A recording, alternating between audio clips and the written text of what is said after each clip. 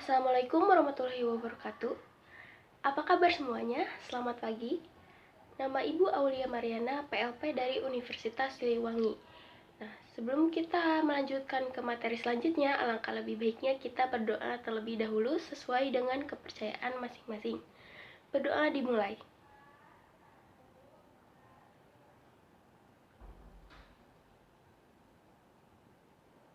Amin ya Allah. Karena kita masih dalam masa pandemi, jadi kalian jangan lupa untuk selalu menggunakan masker, mencuci tangan dengan sabun, dan juga menjaga jarak dengan sesama. Dan karena kita masih dalam masa pembelajaran daring, maka dari itu Ibu harap kalian tetap bersemangat untuk mengikuti setiap pelajaran yang diberikan oleh guru, dan juga jangan lupa untuk selalu mengisi absensi di Google Classroom yang sudah tersedia. Pada materi sebelumnya, kita sudah membahas mengenai substansi genetik. Apa itu fungsi gen, RNA, DNA, dan lain sebagainya. Nah, mungkin kalian penasaran nih, apa sih hubungan antara mereka? Apakah berkaitan? Nah, maka dari itu, materi hari ini kita akan membahas mengenai hubungan antara fungsi gen, DNA, dan juga kromosom dalam penerapan prinsip pewarisan sifat pada makhluk hidup. Nah, yang pertama ada kode genetik.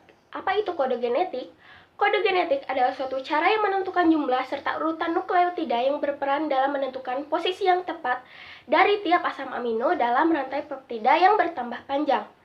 Jika sebuah kodon terdiri dari 3 nukleotida, maka akan didapatkan 4 pangkat 3, yaitu 64 kodon. Kode ini dinamakan sebagai kode triplet.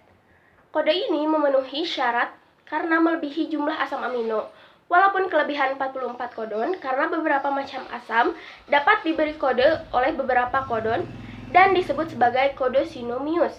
Hanya metionin dan triptofan yang mempunyai kodon tunggal. Lalu selanjutnya ada ekspresi gen. Ekspresi gen merupakan proses penerjemahan informasi yang dikode di dalam gen menjadi urutan asam amino selama proses sintesis protein.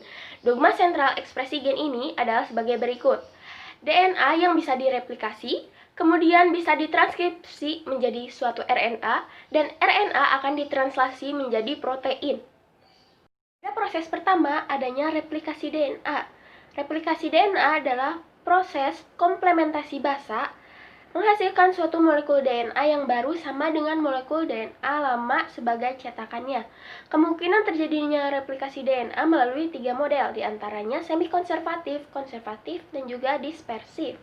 Pada tahapan ini, DNA akan digandakan dan akan dibuat template menjadi cetakan yang baru.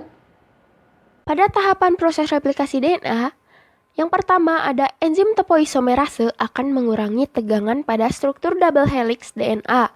Kemudian enzim helikase akan memisahkan rantai ganda menjadi rantai tunggal. Masing-masing rantai tunggal ini akan diikat oleh protein pengikat rantai tunggal untuk mencegah bersatunya kembali rantai tunggal menjadi rantai ganda. Kemudian ada 2 rantai tunggal yang terbentuk yang disebut sebagai leading strand, lalu ada lagging strand. Enzim primase akan membentuk RNA pendek yang disebut primer. Lalu enzim DNA polimerase akan membentuk rantai DNA baru dengan cara menambahkan nukleotida baru dengan awalan primer yang sudah terbentuk. Pada leading strand, hanya satu primer yang dibentuk sepanjang rantai baru yang akan dibentuk. Lalu pada lagging strand, terbentuknya banyak primer yang kemudian akan diperpanjang oleh DNA polimerase membentuk DNA pendek yang disebut sebagai fragmen Okazaki. Terdapat celah-celah pada fragmen DNA di lagging strand yang akan disambung oleh kerja enzim ligase. Lalu selanjutnya ada proses transkripsi. Transkripsi merupakan sintesis RNA dari salah satu rantai DNA, yaitu rantai cetakan yang disebut dengan sense, sedangkan rantai DNA-nya disebut sebagai antisense. Nah, transkripsi ini ada 3 tahap, yaitu ada inisiasi atau permulaan, lalu ada elongasi atau pemanjangan, dan juga adanya terminasi atau proses akhir. Seperti yang sudah tadi dijelaskan, adanya 3 tahap proses pada transkripsi. Yang pertama ada inisiasi atau permulaan, di mana RNA polimerase melekat pada daerah promoter atau pangkal transkripsi untuk memulai transkripsi. Lalu RNA ini kemudian berikatan dengan kumpulan protein sehingga membentuk kompleks inisiasi transkripsi. Lalu yang ketiga ada RNA polimerase membuka untaian rantai ganda DNA. Lalu yang kedua ada proses elongasi atau pemanjangan.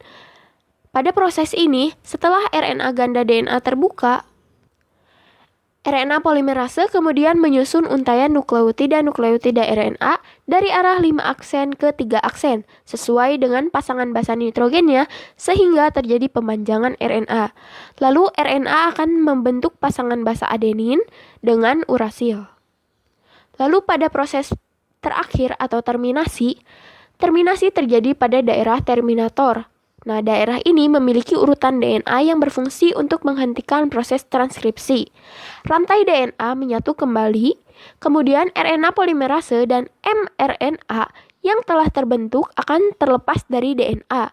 mRNA ini merupakan RNA yang mengandung kode genetik atau kodon hasil transkripsi basa nitrogen pada DNA yang menjadi cetakan untuk menjadi urutan asam amino polipeptida yang mengkode suatu protein tertentu.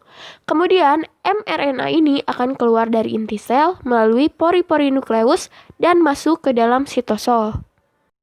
Lalu selanjutnya ada proses translasi. Nah, proses translasi ini berlangsung di dalam sitoplasma dan juga ribosom. Translasi merupakan proses penerjemahan suatu kode genetik menjadi protein yang sesuai. Kode genetik tersebut berupa kodon di sepanjang molekul RNA-D sebagai penerjemahnya RNA-T. Nah, RNA-T ini membawa asam amino dari sitoplasma ke ribosom. Molekul RNA-T membawa asam amino spesifik pada salah satu ujungnya yang sesuai dengan triplet nukleotida pada ujung RNA-T lainnya yang disebut sebagai antikodon. Terdapat beberapa tahapan pada proses translasi. Yang pertama ada inisiasi atau permulaan. Ujung mRNA yang telah keluar dari nukleus akan berikatan dengan ribosom unit kecil melalui bantuan GTP dan juga enzim. Peristiwa tersebut disebut sebagai kodon inisiasi. Lalu kodon inisiasi ini adalah AUG. Kodon AUG akan memberikan sinyal untuk memulai proses translasi. Kemudian, tRNA antikodon UAC yang membawa asam amino metionin melekat pada kodon inisiasi AUG. tRNA antikodon UAC merupakan komplementer dari kodon AUG. tRNA sendiri berfungsi untuk mengantarkan informasi genetik mRNA dari sitoplasma menuju ribosom untuk disusun menjadi suatu protein. Lalu yang kedua ada proses elongasi atau pemanjangan. Pada proses ini, kodon yang dibawa oleh mRNA akan diterjemahkan satu persatu menjadi asam amino. Lalu asam amino berikutnya akan ditambahkan satu persatu dari asam amino pertama. Asam amino pertama atau metionin segera lepas dari ribosom dan juga tRNA kembali ke sitoplasma untuk mengulangi fungsinya. tRNA berikutnya datang untuk berpasangan dengan kodon mRNA berikutnya. Setelah itu, masing-masing asam amino akan digabungkan oleh tRNA. Gabungan asam amino tersebut akan membentuk rantai polipeptida yang dikatalisasi oleh rRNA dan juga rRNA ini terdapat pada ribosom subunit besar yang berfungsi sebagai enzim pembentuk ikatan peptida yang menyambungkan polipeptida antar asam amino. Lalu yang ketiga ada proses terminasi atau proses akhir. Proses translasi berakhir ketika salah satu kodon stop mRNA seperti UAA, UAG, dan UGA melekat pada ribosom.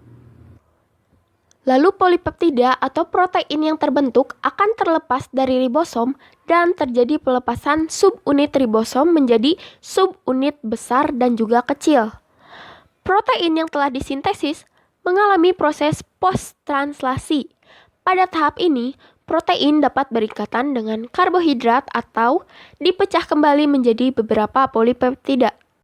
Kita tahu bersama bahwa peran utama DNA yaitu membawa informasi genetik yang akan membentuk sifat spesifik dari suatu makhluk hidup. Misalnya, seperti warna rambut, golongan darah, warna kulit, bentuk gigi, dan lain-lain. Nah, informasi genetik inilah yang menyebabkan adanya perbedaan antara makhluk hidup seperti manusia dengan hewan, hewan dengan tumbuhan, manusia dengan tumbuhan, dan juga manusia dengan bakteri dan lain-lain. Nah, bahwa informasi genetik ini juga menyebabkan adanya perbedaan sesama spesies. Misalnya perbedaan seorang adik dan juga kakak dari perbedaan rambutnya. Lalu sesama tumbuhan memiliki perbedaan buah dan juga daun, lalu sesama hewan memiliki perbedaan warna bulu dan juga lain-lainnya. Informasi genetik yang tersimpan pada DNA disampaikan dalam bentuk protein. Penyampaian informasi genetik DNA menuju ke protein melalui proses yang disebut dengan ekspresi gen. Nah, seperti yang sudah kita tahu, tadi ekspresi gen itu yaitu DNA yang bisa direplikasi, kemudian bisa ditranskripsi, kemudian RNA akan ditranslasi menjadi suatu protein. Disimpulkan bahwa DNA memiliki keterkaitan dengan protein, di mana DNA yang mengandung informasi genetik akan ditranslasikan dan juga disampaikan informasi tersebut dalam bentuk protein, sehingga bentuk protein menyesuaikan informasi genetik dari DNA. Protein-protein inilah yang berperan penting dalam kelangsungan hidup suatu organisme. Alhamdulillahirrabbilalamin, materi kali ini sudah selesai. Mohon maaf apabila masih banyak kekurangan dalam hal penyampaiannya. Semoga materi kali ini bermanfaat bagi kalian semua. Dan juga terima kasih karena sudah menyimak video ini dari awal sampai akhir. Wabillahi taufiq wal hidayah. Wassalamualaikum warahmatullahi wabarakatuh.